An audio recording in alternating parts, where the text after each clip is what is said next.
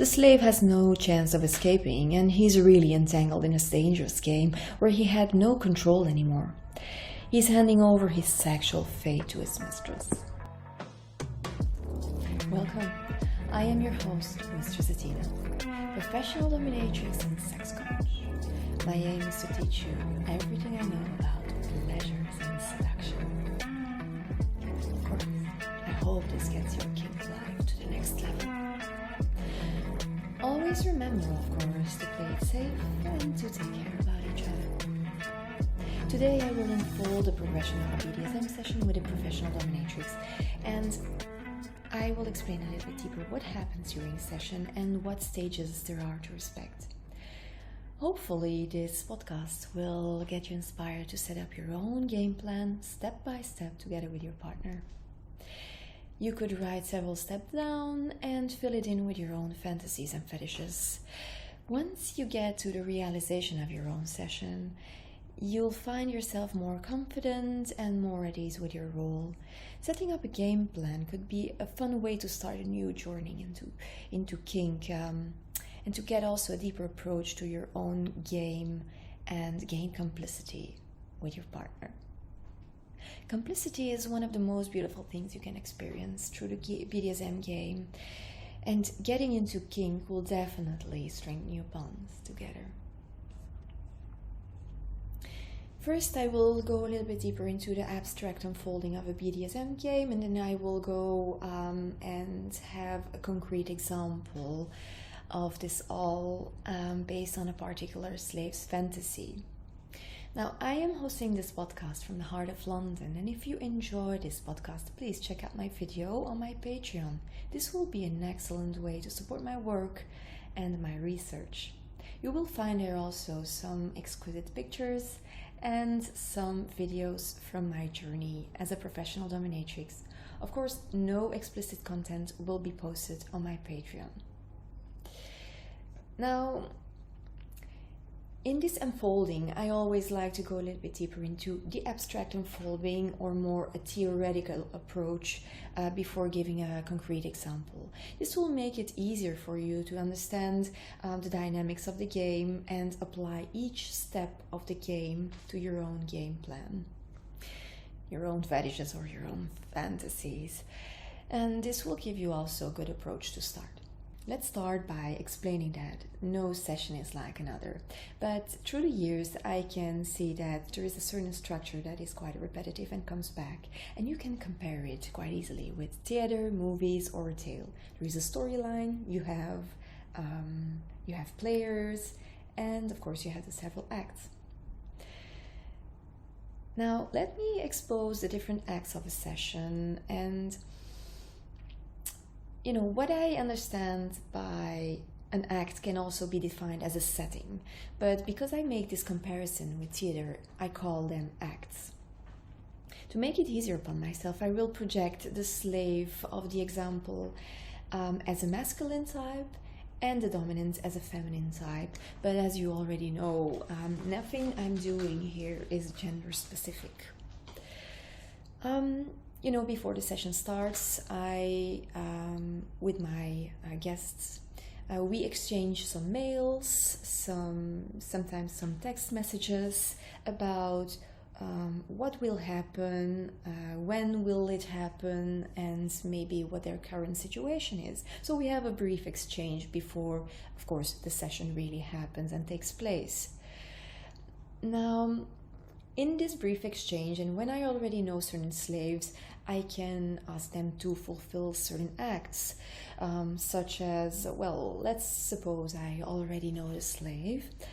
I will ask my slave not to masturbate during a certain period, for example, 1 week prior to the session.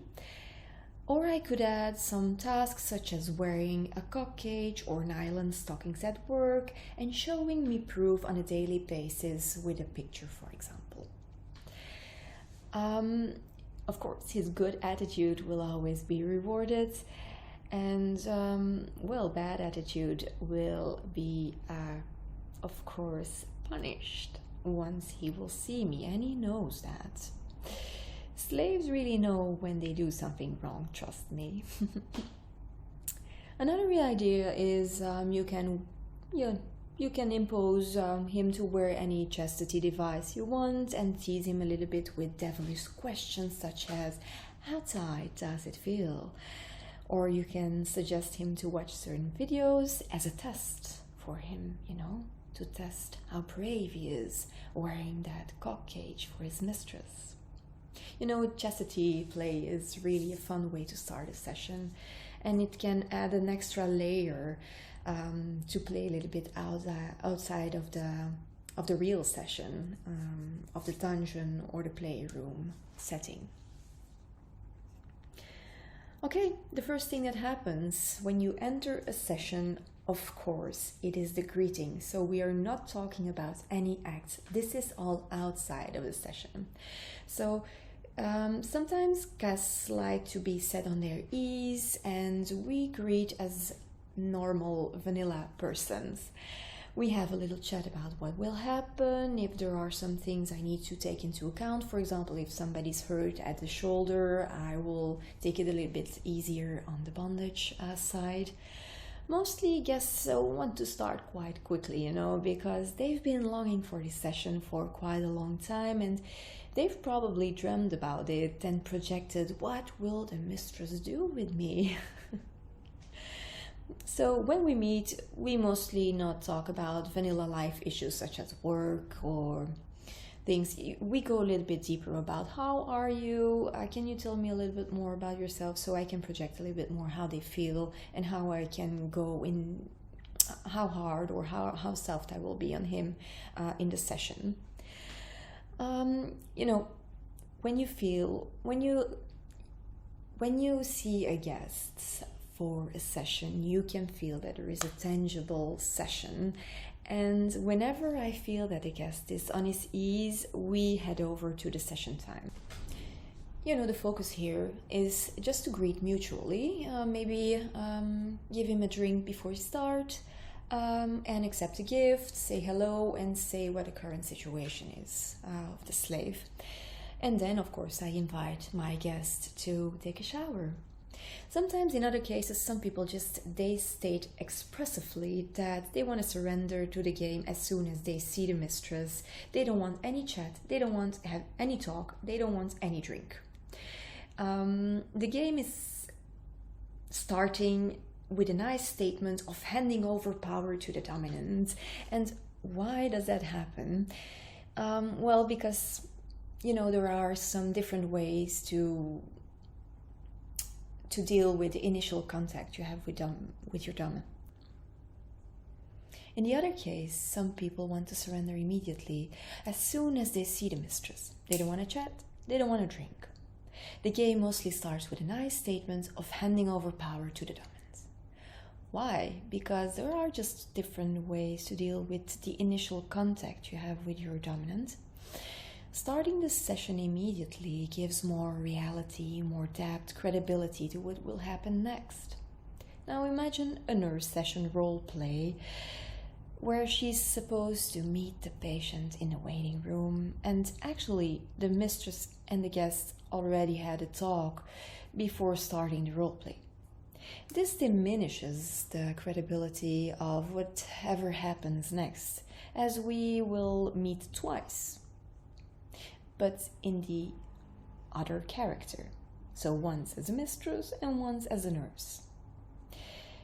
Now let's suppose the following. Your partner comes home and you're the dominant. You welcome your partner, you talk about work, about dinner, about the kids, about the weekend, and then you actually plan to play the game because you planned so together.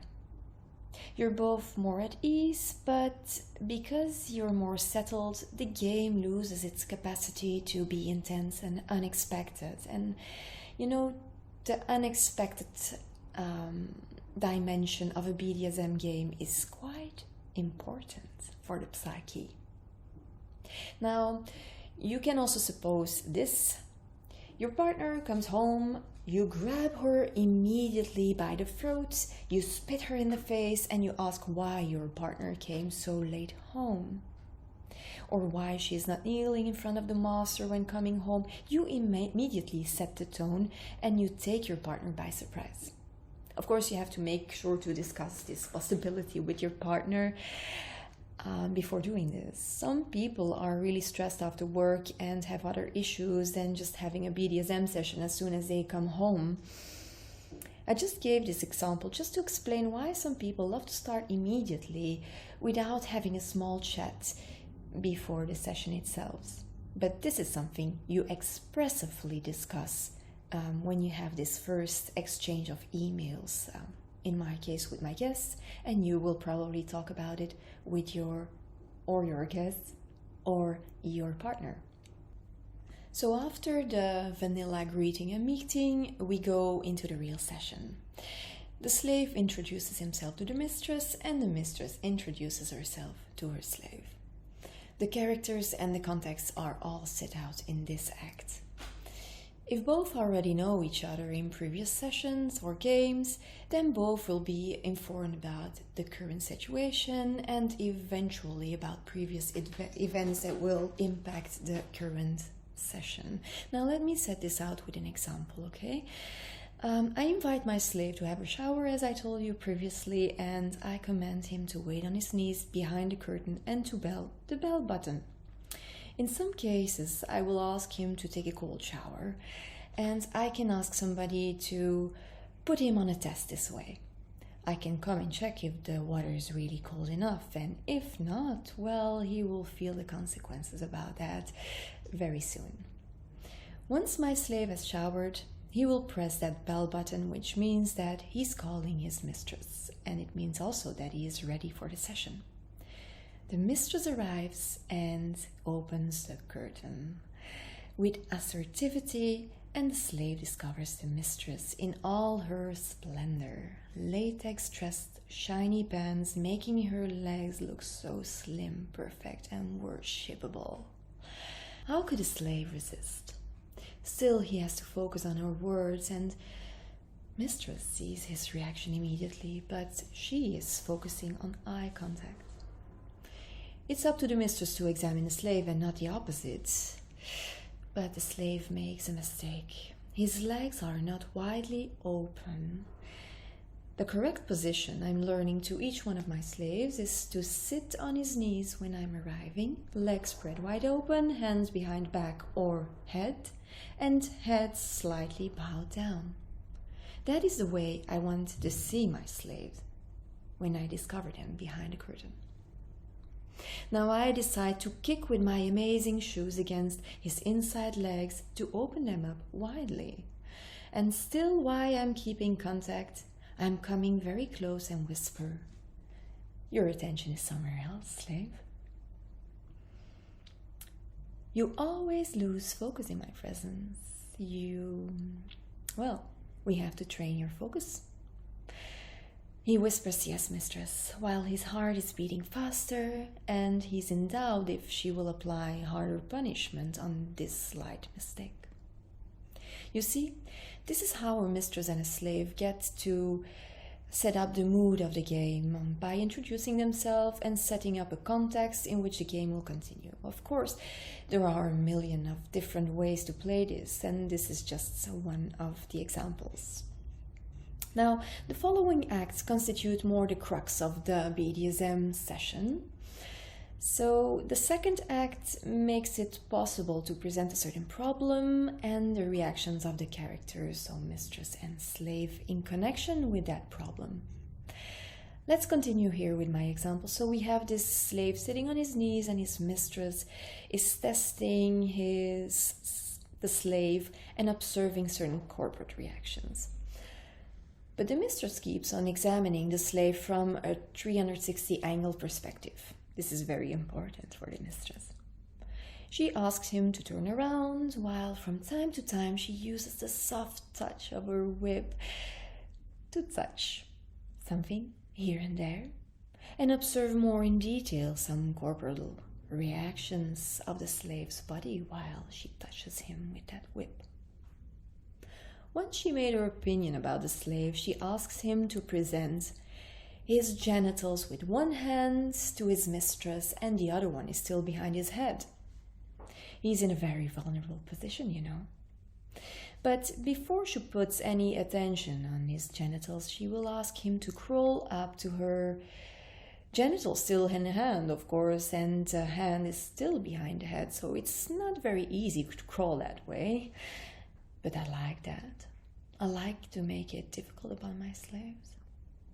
Any mistake could mean a punishment, but the slave is very careful. Mistress decides to test his nipples, their reactivity and reactions upon the slave himself. The slave knows that the mistress doesn't want to hear any moaning, otherwise she will use a mouth gag. She slightly pushes his limits in the game, where she will ask his full attention and eye contact, but for 1 second the slave falls into the pleasure of the unsustainable task to stay still, to feel his cock growing in his hand, the vision of this beautiful mistress and her blood-red nails penetrating the flesh of his hard nipples. And there he goes, he just loses eye contact and he moans. Well, mistress, she slaps his face and tells him softly, "What did I tell you about pleasure? It's not allowed. Keep focus, slave. My examination has not yet come to an end. Do not disappoint me again." She decides to push a ball gag so he'd learn the lesson and keep quiet. She needs focus. Now the focus comes to his cock and balls, and she thinks it's time to do some slight tests, caressing with the tips of her nails around the ball sack, the scrotum, the cock, very slightly and slowly. Again, it's not about pleasure, it's just to see corporal reactions. But the cock is balancing up and down and is so wild that she doesn't see another option than to tie it up with rope against his belly. I love bondage on cocks. Seeing the wild state of her slave, she knows that it's been quite a while he didn't masturbate, so it's useless to ask, but she knows her slave did a good job not masturbating during 1 week. What is the problem according to the mistress in here? Because I told you, this is all about exposing the problem. Well, the slave is very aroused, and she will probably continue her actions upon him to decide if he deserves a relief, yes or no. The reactions of both parties are clear. The mistress is critically observing, a sadistic touch, of course, and the slave is hovering between fear and arousal. The Bdsm scene leads to emotional, ecstatic, and trance-like circumstances, as you can see from my example. But this is not the end, it's just the beginning. The third act is called the dramatic rise. The action becomes more and more intense, and at the end of the act, you will see that the slave understands that there is no way of getting out of this situation. He's really entangled in a dangerous web where seduction, tease, and denial and his fantasies keep him bound to the position he's in. So let's get to the fun part where I illustrate this. So I go back to my story and my slave is still sitting on his knees. The mistress commands her slave to stand up before her, and she attaches to each one of his ankles the extremity of a nice leg spreader. That's a very good idea in her opinion, and as the slave made a mistake when presenting himself to her and not spreading his legs wide enough, at least that would teach him an extra lesson for the next time. Where his legs are spread wide open, she will also fix some leather cuffs to his wrists and attach him to the pulley. Mistress brings her slave into a suspension where she pulls him in such a way up that he wiggles on his toes with his legs spread wide open and facing the immense mirror on the wall. The mistress is teasing him with her extraordinary body and movements, wrapped in latex catsuit and corset. She comes close to her slave, caresses his nipples, and slightly pinches them and whispers something barely understandable about his situation. She touches the slave in a very erotic manner. The slave tries to moan, "You're so mean, mistress," but that makes her really upset. Mistress is never mean, especially when she's doing that. She slaps him in the face and she said that he should be grateful for the opportunity to serve and to be educated by her. She takes a whip and with a big smile on her face, she decides to release her feminine power through the extension of whip lashes on his skin. To make it even more difficult, she adds some weights on his poor balls. She sees them wiggle when she applies her sanctions upon his back. A true work of art to see her slave dancing and moaning with the ball gag in his mouth. The mistress takes really full pleasure on the act and makes the slave count till 100, changing tools and sometimes changing rhythm. Yes, you can make a slave count in 100 even with a ball gag. It is a challenge for him. She doesn't care. She loves that situation. She feels her slave is on the edge of what he can take as pain, and she decides to release him. While he falls in his knees, she will attach a dog leash on his cock and balls, and she will lead him into the leather bank where she will tie him up, just to continue her ecstatic work of art. The slave has no chance of escaping, and he's really entangled in a dangerous game where he had no control anymore. He's handing over his sexual fate to his mistress. Depending on her mood, she will apply several tests upon her slave, and depending on his reaction, she will make it intenser, yes or not. She's playing with an electro set, giving her slave a confused pleasure that's mixed up with fear of the next shock. The shocks become more intense when his erection grows, and the mistress knows that there is a point where there's no coming back. She manages to keep him on the edge, switching between pain and pleasures. Now let's go to the fourth act, the climax, which is corresponding to the evolution of the situation, which is leading to the main character direct impasse. As my slave is stepping into a phase where he really surrenders himself completely, I really feel him in the palm of my hand. Any reaction on his behalf is dictated by the mood of the mistress and her decisions. He's really on the edge, but I decide to take advantage to stop all of my actions, release my slave from his position, and ask him to perform several tasks. This will become hard as my slave was only focusing on self-pleasure and arousal and pain, and now he has to please his mistress. This would be probably the part where a couple decides to have sexual acts upon the dom, or you add some sexual acts between your couple, which I'm not including in my own sessions because I am more focusing on the psychological evolution, and this is not something I am proposing in my sessions. Now, you have to know that the dom wants the sub to do something in return.